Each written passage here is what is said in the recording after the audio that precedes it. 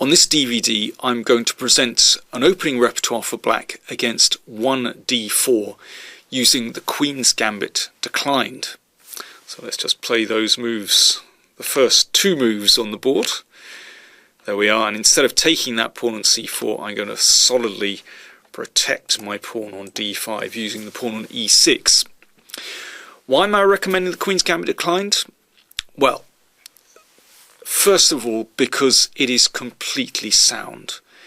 This is the Rolls-Royce of chess openings, played by every single world champion. You simply can't refute it. Second, because it's relatively easy to play. Development is simple, you have a safe king, and you have a sound pawn structure. What's not to like? Third, because it's a very flexible opening. You know, you can play several different variations that, you know, all completely sound, so you can keep your opponent guessing. And lastly, because it's an opening that I've played myself for most of my chess career, and I have complete confidence in it. And it's also an opening that I've really enjoyed playing, so hopefully I can, you know, speak from my own experience. I'm going to present the opening by looking at 10 model games, and in those games I'll be able to well, point out strategies, of course, explain different strategies available, but also I'll point out where you can go off and do your own research, and I've included databases on the DVD where I've made a selection of games that will help you to well, complement the material that I'm looking at here, so you can do your own research. So let me show you the variations I'm going to look at right from the start. So Queen's Gambit declined. I should mention that I'm not going to be looking at the Catalan, that's the fianchetto, with g3 and bishop g2. I'm not going to be looking at that on this DVD. That's going to be in the next DVD, so watch out for that. Okay, back to this one. So, Queen's Gambit declined. And in the first game, I'm going to show you a version of the Alaska defense, and that involves black playing a very early knight e4. Normally black castles and then plays knight e4. That's the classical old way of playing the Alaska. But I'm going to be looking at playing the Alaska with knight d7. So this is game one, and this is a speciality of the Swedish Grandmaster Ulf Andersson. In game two, I'm going to be looking at another variation in the kind of classical orthodox Queen's Gambit, and this was a variation that was, well, made famous, you could say, in the 1927 World Championship match between Capablanca and Alekhine. And well, this was a favourite of Alekhine's a6, and well, this is still played today and is a very sound system indeed. So that's game two. In fact, we're going to be looking at a game of Spassky's. Well, again, it shows you it's a favourite of world champions. And then in game three, I'm going to be turning towards the variation which is really the main variation that I want to cover on this DVD, and that's the Tartakova, or the Russians I think call it the Makaganov-Bondarevsky variation. So that's playing with h6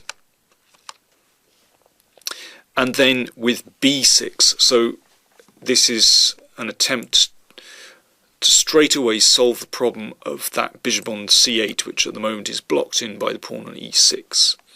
So very simple, you want to put the bishop on the long diagonal, its best diagonal. So In game 3, I'm going to be looking at Wang against Adams, and that's this very classical variation. In game 4, again the Tartakova, and I'm going to be looking at this variation, which in, well, modern times has become one of the main lines of the Tartakova. So I'm going to be looking at game Hansen against Nakar. In game 5, I'm going to be looking at, once again, Tartakova and the old main line where white captures on d5 straight away. And I'm going to be looking at a game of Rafael Vaganyan playing black against a computer, actually. In game 6, I'm going to be looking at variations where white exchanges on f6. This was very popular in the 1980s and early 90s. And I'm going to be looking at the game between Mamedyarov and Short. Well, Nigel Short, one of the great exponents of the Tartakova in modern times. Now, game 6, let's go back. Oh, that was game 6. Game 7, I'm going to be covering Bishop f4. I mean, this is a very popular variation in elite tournaments. So it's important that we have a variation ready against that, and that's the game Caravada against Grand Elias. Then in game 8, I'm going to be looking at the exchange variation. In fact, the final 3 games on the DVD will involve the exchange variation. Exchange variation never goes out of fashion. It's understandable why white players like to play this, because it fixes the structure. You know exactly what you're dealing with. But, well, we don't need to panic with black. So I'm going to be looking at the game between David Navarra and Michael Adams, and that's in game 8, mainline exchange variation. In game 9, I'm going to be looking at one of my own efforts, and again, it's an exchange variation.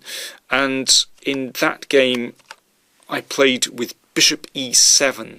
I'll explain the kind of move order subtleties of this move later on, but you know, this can lead to this variation. Again, that typical exchange variation pawn structure, and this was popularized well, after the Botvinnik-Petrosian World Championship match in 1963, where they had some games in this variation. And in game 10, I'm going to be looking at another variation of, well, another kind of exchange variation. I often find that players of the white pieces don't actually get the move order right when they go into an exchange variation. But if you want to get something then from the opening with white, then you have to get the move order right. Many people don't. In this position, this is inaccurate. And this is an interesting move. Knight e4, a very direct attempt by black to seize the initiative. So that's in game 10, and that's Feletar against Zelčić. So there we are. That's all the material that I'm going to be covering. I just want to say again that I've selected additional games that complement the material I'm presenting in these 10 games, and you'll find those in databases on the DVD, so you can do your own research. So there we are. I hope you're going to enjoy the Queen's Gambit Declined. It is actually a very, very dynamic opening, as I hope I'll be able to demonstrate on this DVD. So see you in game 1.